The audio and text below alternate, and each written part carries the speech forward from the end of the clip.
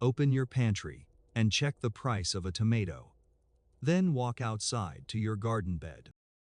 If you've ever had that sinking feeling, watching your grocery bill climb while your plants remain thin, scorched, or stuck in place, that is not a character flaw. That is what it feels like to be trapped in a system designed to sell dependence at every turn. Even in your own backyard, the advice you get might sound reasonable. It might feel traditional, yet still leave you staring at those yellowing leaves, scorched and lifeless, as if the plants gave up overnight. This happens so often that you almost blame yourself. Winter passes, and by the stove or fire pit, there are a couple of metal buckets or a pile of pale ash, sitting there, cold and harmless looking. You've heard the advice from the older generation 1,000 times: scatter it in the garden, let the soil sweeten, return the minerals. So you do the responsible thing and sprinkle the ash near the garlic, scatter it on the tomato beds, maybe even feel a twinge of pride, proud of yourself for not wasting it. Then, the season slaps you back, and the seedlings stall. No one makes this clear, but failure isn't about a lack of care. It is the method itself that is flawed. Someone tells you to dump concentrated material directly into a living system, and then acts surprised when the system reacts. Wood ash isn't gentle just because it comes from a natural source. The moment fine ash hits wet soil, it instantly changes the chemistry. Tiny roots, the real underground workforce, are the first to feel it. Nutrients that were usable yesterday may become locked and inaccessible today. This is where the deep fatigue comes from. Not just the soil is tired. So are the people. We pay more for food, more for fertilizer, more for every solution, while materials we could have used ourselves get labeled as waste or misused. You lose not just the garden bed, but also the lesson that you can't trust your own land. That is exactly how food dependence works. But if you only see the damage, you miss the insult hidden in it. That pile of ash isn't empty. It is decades of minerals dragged from deep soil layers. Layers that your vegetables simply cannot reach. Deep clay, mineral fissures, calcium, potassium, and magnesium, trace elements stored season after season in the wood. When the flame burns the carbon, the minerals remain. Look closely, and the pattern is obvious. Store-bought food keeps getting more expensive, and weather becomes unpredictable. Raised bed soil compacts, becomes water repellent, and depleted. Even so-called economical family solutions are half-truths. One because grandpa did it that way. Another because it is natural, just thrown in there with a little bit of hope. No precision, no respect for the living soil underfoot. No understanding that living soil isn't a garbage bin, even if the so-called waste is actually useful. So if you've ever seen your garden stall, despite following instructions, or watched plants struggle after returning useful ash to the soil, hear this. You didn't fail because you can't garden. You ran into a system that turns abundance into waste, and then turns that waste into harm. That is exactly why it feels so familiar. You followed the ritual, and the ritual punished you.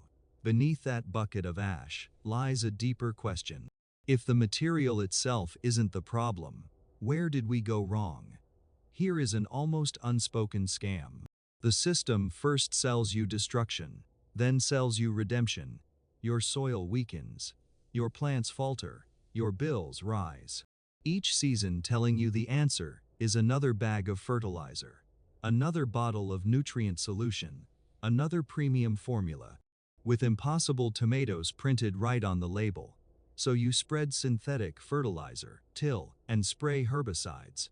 When the beds still underperform, someone tells you the problem.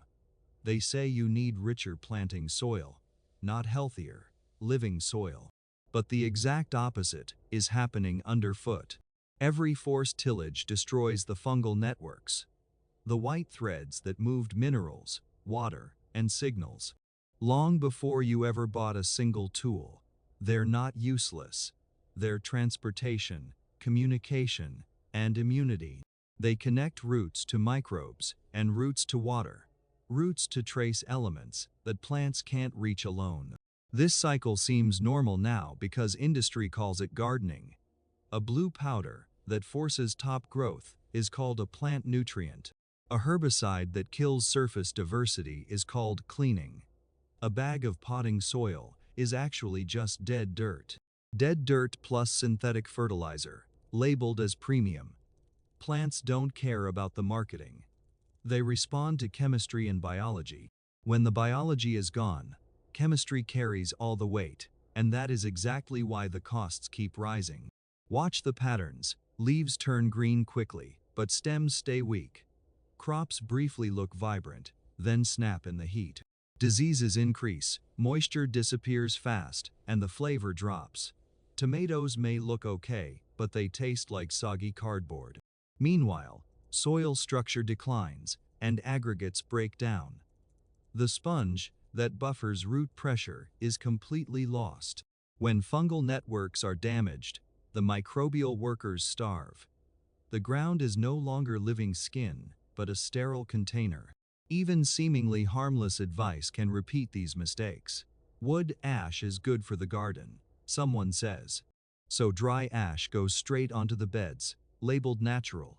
Then, pH spikes, surface crusts, and rain washes ash unevenly.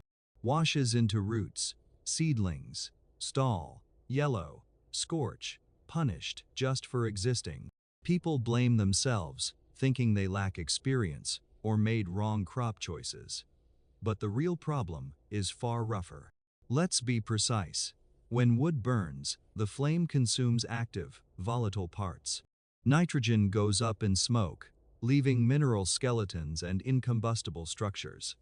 Ash isn't a complete fertilizer. It cannot rebuild leaf growth on its own. This is why marketing tricks people. Fermented ash sounds magical, but ash isn't alive. High-temperature flames sterilize it completely. No microbial cultures wake up in the bucket. No tiny critters forage in sugars. No magical fermentation occurs. Calling it fermented only confuses. It is not a living enzyme. Picture how plants experience it. Dry ash sprinkled on beds is coarse, blows away, and is easy to over-apply. It smothers surfaces, clumps, and washes into piles in heavy rain. Liquid extracts are different. Minerals dissolved, dosage controlled, intensity diluted.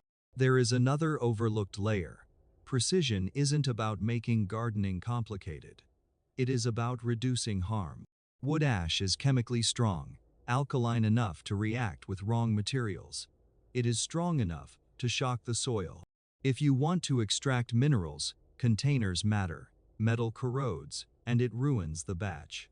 Key point: the problem is never laziness, tardiness, or ignorance. It is modern gardening teaching us to force the soil instead of working with it. Once you understand this, the ash bucket isn't waste. It is evidence. Fertility has always been around you. But the wrong system taught misuse or neglect. Most people think plant nutrition starts with a bag or bottle. It doesn't. The real action happens inches below your feet. Water, minerals, microbes, roots, and fungal threads, negotiating every meal. When this hidden system works, plants aren't force-fed. They get their nutrients on demand. Imagine dry ash dumped on wet soil, like pouring a truckload of cement into a stream. Water chemistry changes. Fine roots, scorch, and tiny nutrient workers retreat or die. Soil may contain minerals, but their availability collapses. Slowly settling minerals get ignored too. And these dock workers are the living biology. Bacteria forage on root exudates. Fungi thread through soil like fiber optics, extending root reach. Protozoa eat bacteria and release plant-accessible nutrients. Earthworms drag down carbon and open air and water channels. None of this is mystical. It is mechanical. Carbon feeds microbes. Microbes cycle minerals. Fungi bridge gaps, and moisture carries charge. Remember this forgotten law. Fertility isn't just what you add. It is the soil community's capacity to absorb, transform, and safely deliver nutrients to plants. Old gardeners called soil sweet or sour, based on observation. Over chemical pushes lock the system. Gentle care restores life. That is why visual cues beat any tool. So when liquids turn from gray to light amber, it is not magic. It is separation, extraction, and concentration. Gravel settles, and soluble parts remain suspended. Danger persists, but it is visible and controllable. Modern gardening forgets. Nature rarely delivers peak nutrients all at once. Rainwater through leaves, decaying wood, fungi, and spongy organics. It all gets moderated. Forests don't spike chemically top down. If you want your garden to remain self-sufficient, while store prices rise and supply chains falter, you must relearn these buried rules. Not romantic, not superstitious, but process, flow, thresholds, and biology.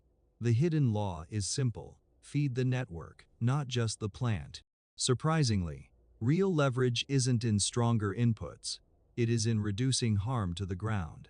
You can chase perfect fertilizers, ratios, and schedules, and still miss the enormous yield beneath your feet. Exposed, dry, cracked soil in the noon sun, crusted after rain. Every liquid feeding session is just emergency maintenance. You expend energy just to keep a stressed system alive.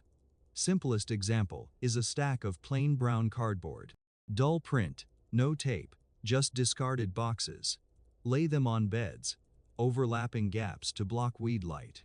Then water the whole thing until it is soaked. Cover with leaves, straw, and semi-composted material. Old grass clippings, whatever organic material you have. Too simple, even suspicious, compared to shelf-bought bags. Yet beneath wet cardboard, change quietly begins. Sun no longer smashes the soil, moisture stays, earthworms move upward. That is the leverage point, not effort, but interrupting the problem. Interrupt evaporation, weed germination, and bare soil compaction. Stop the drought and microbial thinning. Underground transport gains breathing room. Microbes can build rather than survive daily. When biology builds, nutrients become dialogue, not handouts. Coarse wood and kitchen scraps fit too. Shallow trenches for branches and leaf cover. No fancy beds or expensive wood needed. Buried carbon becomes a sponge that slows water flow. It feeds fungi long-term, softens ground for roots and rain. Kitchen scraps, like coffee grounds, onion skins, and carrot tops. Damaged lettuce, covered, not exposed, becomes a slow-release soil plan. Not flashy, not magic powder, but consistent care, keeping decomposers busy. That is why many gardeners feel busy, but behind. They're trained to treat symptoms in exposed systems. Dry, water more. Weeds, pull more. Weak soil, fertilize more. Broken structure, till, repeat weekly. The opposite method seems like ignoring at first, but it actually covers the soil. This stability outweighs any input. Covered beds keep roots cool in summer, reduce disease in rain. They minimize water loss and buffer mistakes. Diluted mineral application is captured, softened, and processed, handled entirely by moist, active soil. During hot weeks, roots aren't in a frying pan. So if you want change, stop asking what to buy, ask what exposure to stop. Cover a bed with cardboard and leaves. Bury a pile of branches in a dry corner. Start a compost corner, right in the garden.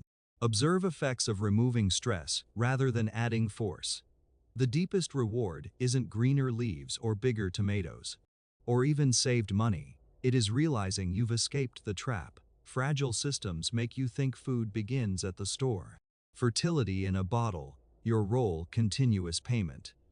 Then a simple act breaks the spell. Stove ash into a bucket, minerals back to soil. Soil feeds crops, crops feed the family. Heat becomes residue, residue becomes nutrition, nutrition becomes dinner. This shift matters most when everything goes off. Norm. Trucks delayed. Shelves sparse. Prices up. Once ordinary produce becomes a luxury, most people panic buy. But you experience it differently. With a small living system, you just walk outside instead of opening a shopping app. Lift a lid instead of a phone. You know where food is: backyard, under cover, behind the shed, in jars, baskets, shady corners. The answer is already there. Imperfect is fine. Closed loop matters, not because it sounds noble, but because it restores resilience. You're no longer a passive survivor. Backyard maples, or oaks heat in winter. Ash isn't waste. It cycles through the soil food web to grow peppers, tomatoes, greens, and stored crops. Tight loop, less waste, less dependence. No dramatic farm fantasies required. One bucket of stove ash, a small batch of sieving, one focused bed, 1 year of careful observation, autonomy quietly returns. Bucket on the porch, test not dump. Observe a row for weeks, record real results. You notice more stable plants, fewer emergency trips. A calm, because you know where food comes from. In an era of outsourcing almost everything, this calm is significant. It is dignity, the difference between trapped and prepared. When others panic scroll, hoard half-ripe produce. You brush off carrot dirt, harvest cold hardy kale. Take food from jars, or the cellar. Your own soil produces. That is the point, not aesthetics, not hobby content. So even saving one bucket and testing a small patch matters. That is how dependence begins to loosen. That is how households shift from pure consumers to producers. In coming years, this will matter more than people realize. When stress hits, do you reach first for another receipt, or for food you've grown yourself?